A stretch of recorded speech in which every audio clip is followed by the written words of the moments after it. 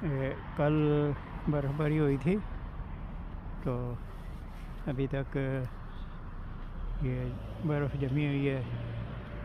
क्या खूब नज़ारा है, खूबसूरत नज़ारा महसूस होता है।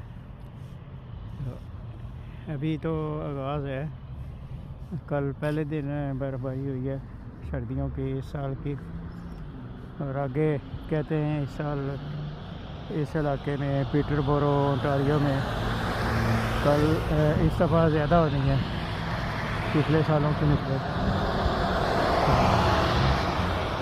ये देखें, ये बस स्टॉप का फर्श डाला गया है तो इस फर्श पे भी कितनी बर्फ़ जमी हुई है, लेकिन है बड़ी अभी नरम है अभी तक। ये देखो, मैं